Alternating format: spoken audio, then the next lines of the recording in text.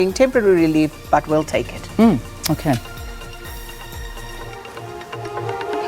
Now, as we said, South Africans will get a little relief at the fuel pumps from midnight. Petrol will drop by 19 cents per litre and diesel will have a 54 cents decrease. And this is due to a lower cost of international petroleum products, which were affected by weak oil prices on the global market on the back of the coronavirus outbreak.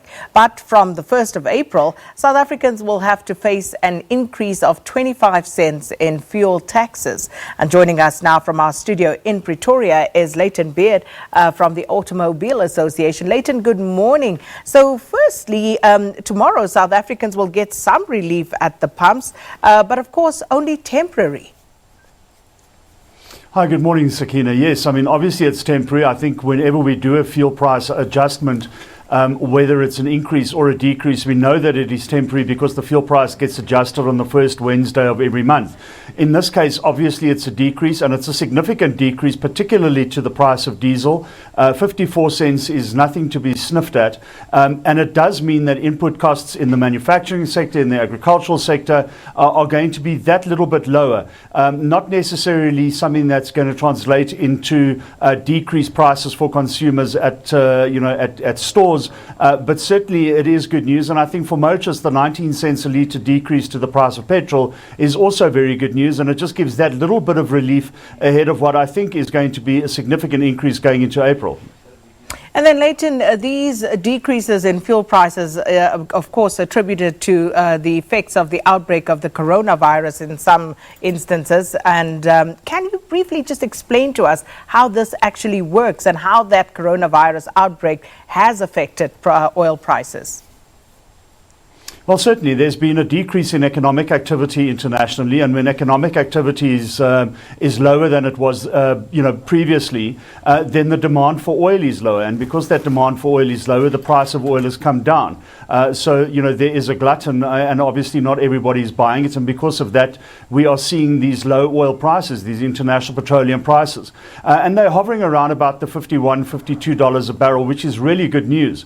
If it wasn't for those decreases to the oil prices, we certainly in South Africa would have been in a bit of a pickle. The Rand US dollar exchange rate, which is the other major factor that influences the local fuel price, was really negative towards the end of February. At one point it was at 15 Rand 10 to the dollar, and then towards the end of last week we were looking at 15 Rand 70.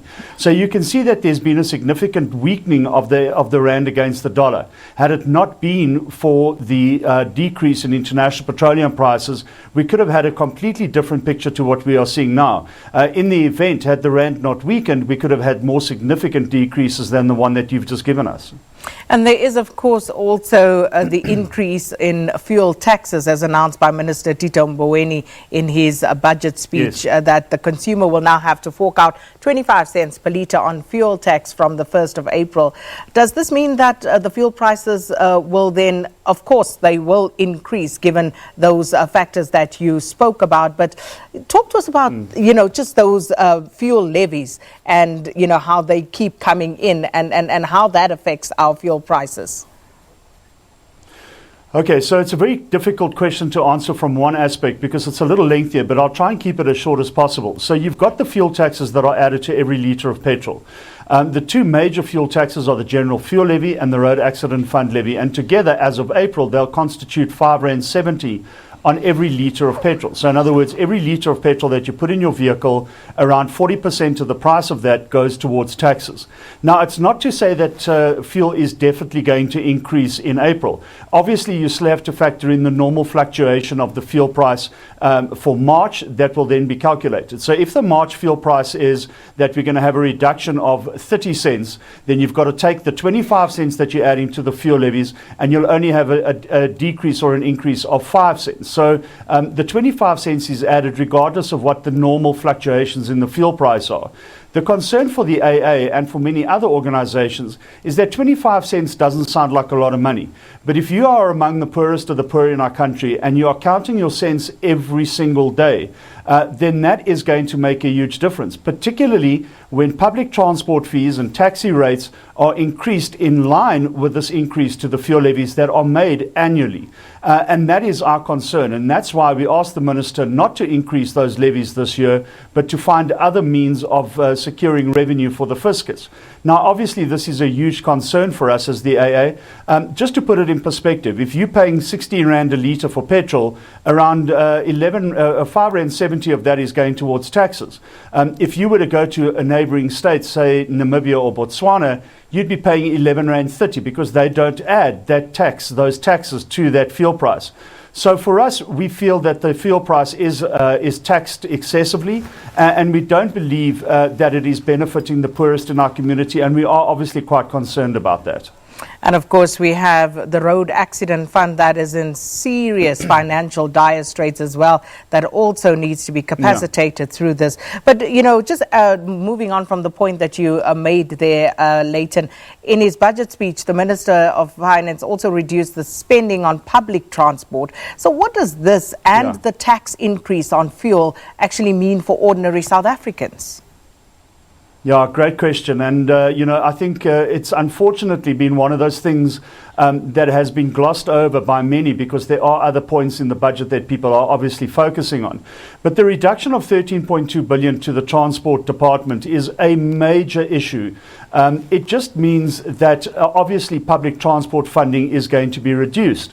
When you reduce public transport funding, you reduce access to jobs, you reduce access to education, and you reduce access to healthcare, amongst others.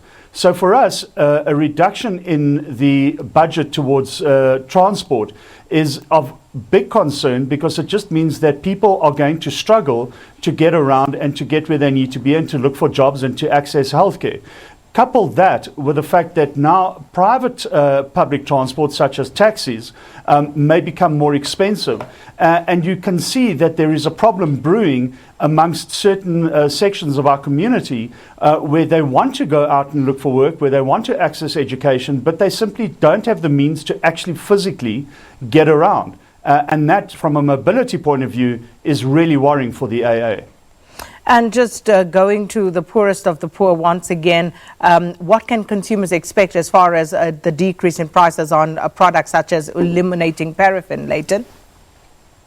Yeah, we're looking at a decrease of around 60 cents there, so that's actually quite good news. But again, you've got to see it in the context, and just for the record, illuminating paraffin doesn't have any of the taxes attached to it. So that is something that I think is obviously quite good news. But you've got to see it in the context of the broader fuel increases. We're a very road-reliant society, freight-reliant society, so when diesel does go down, that's great news. You don't see a concomitant decrease in prices necessarily automatically, but when those prices go up, then you will see those goods and services prices go up quite quickly after that.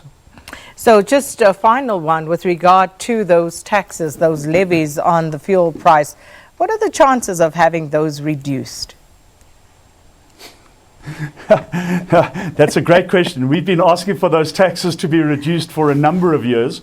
Every year they go up, sometimes by inflation, in some instances by a little bit more than inflation. So it is a concern for us. It's something that we have been probing government for a long time to relook at, to review, with a view to actually reducing them and eventually, obviously, finding money from other means for the fiscus. But certainly the fuel levies for us are a bone of contention, and we'd certainly like to see them reduced significantly because we do believe that it will benefit the poorest in our communities. And I think for us, that's a very important factor to consider with this.